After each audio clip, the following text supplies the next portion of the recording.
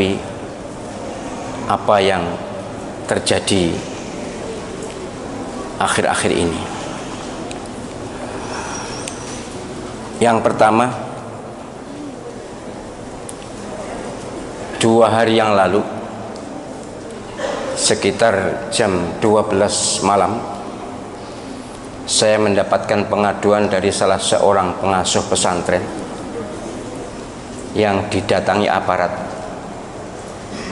untuk semua santrinya dilakukan rapid test, rapid test atau swab ya, pokoknya dilakukan cek kesehatan jam 12 malam pakai seragam tertentu tapi bukan seragam kesehatan, dan kalau toh kesehatan saya yakin tidak jam 12 malam.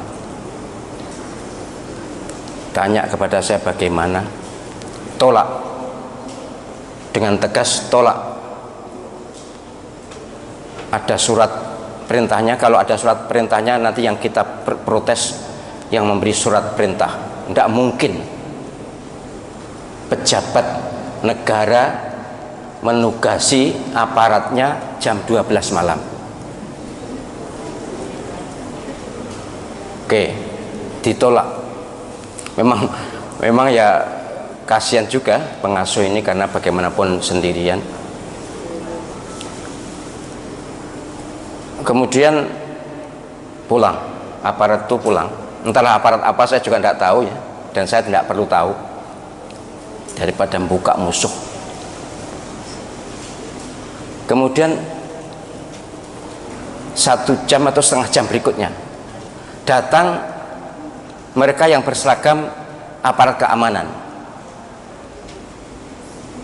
Ya, kalau seragamnya sih Satpol PP dan polisi, tapi saya tidak yakin itu Satpol PP beneran atau polisi beneran, tapi seragamnya katanya itu. Di foto kok, di foto diberikan saya.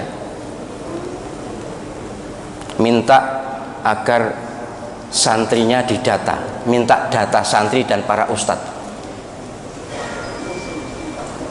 Saya lebih geram ya. Saya lebih geram karena saya ingat apa yang terjadi pada tahun 64 yang lalu. Ingat betul betapa ayah saya digerebek jam 10 malam. Sudah pernah saya ceritakan di sini. Minta daftar nama ustadz dan santri. Saya bilang tolak, jangan berikan. Marah-marah. Sudah kalau marah-marah biar marah, biar pokoknya jangan sampai diberikan. Baik, sampai di situ memang masih ada sambungan dialognya dengan saya, masih ada, tapi intinya itu. Melalui YouTube ini kepada semua pengasuh pesantren di seluruh Indonesia, saya sebagai sekretaris pembina YP3I, Yayasan Penguatan Peran Pesantren seluruh Indonesia, saya serukan kepada seluruh pesantren di seluruh Indonesia, para pengasuhnya, tolong waspada. Sejarah akan berulang. Ini yang terjadi pada tahun 64 yang lalu. Saya masih kecil, tapi saya sudah beneh lah, sudah beneh, umur 10 tahun kok. Katanya ayah saya tahun 48 juga terjadi seperti itu. Bahkan kalau penjenengan membaca buku Banjir Darah akan bisa membaca betapa luar biasanya. Nggak terima gitu, nggak hanya minta ngetes atau minta daftar, datang membawa pedang, membawa celurit, langsung mengambil. Saya tidak menuduh siapapun, tapi saya serukan, ayo kita hadapi bersama, jangan gentar. Umat Islam kalau kompak, kalau bersatu, Allah SWT pasti memberikan pertolongan. Iyalah, silakan baca Al-Quran surah Al-Anfal itu. Mengapa Nabi Muhammad SAW dan para sahabatnya itu kuat? Karena kompak, karena bersatu. Ini jangan mau digoyah-goyah. Jadi jangan mau panjenengan semua pengasuh pesantren di seluruh Indonesia, kalau ada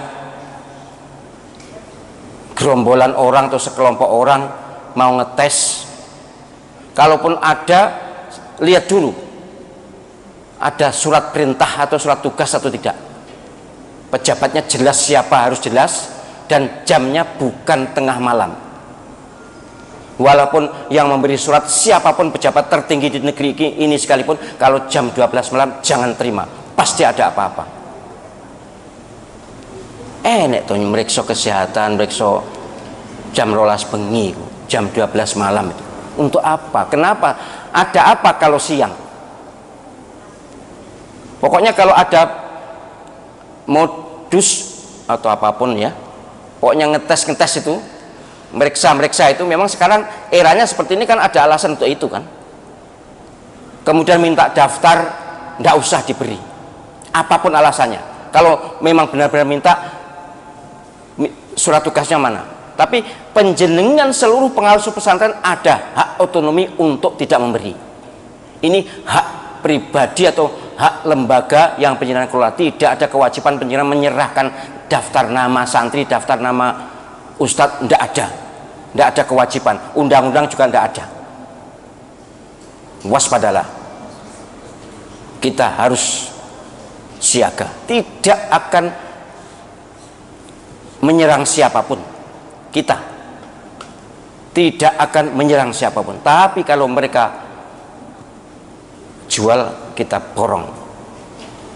Kalau mereka datang, tergantung apa maunya. Kalau datang baik-baik, ya kita terima baik-baik. Tapi kalau datang ada hal-hal yang mencurigakan, sejarah akan berulang. Jadi seruan saya sebagai sekretaris Dewan Pembina Yayasan Penguatan Peran Pesantren Seluruh Indonesia, jangan pernah ada pengasuh pesantren yang terpengaruh dengan bujuk rayu kelompok orang yang tidak jelas, atau kalaupun jelas tapi tujuannya mencurigakan. Sekarang ini kita harus lebih berhati-hati. Ini terjadi, benar terjadi, bukan khayalan, benar terjadi. Saya ada fotonya. Nggak boleh malam-malam mendatangi pesantren untuk melakukan, ini bunyinya swab gratis katanya. Swab gratis, swab itu mahal kok, gratis teko bengi-bengi loh. Masuk penyenal lalu terus percaya, wah mumpung gratis, masuk ngono tuh. Jangan. Walaupun gratis tapi tidak, kita tidak ada perlunya untuk swab, tidak ada perlunya untuk tes apapun. Penjenengan yang penting menjaga kesehatan, hidup sehat dan bersih, protokol kesehatan dipatuhi, zikir istiqomah, sudah. Wong ndak ono apa-apa kok tiba-tiba seperti itu.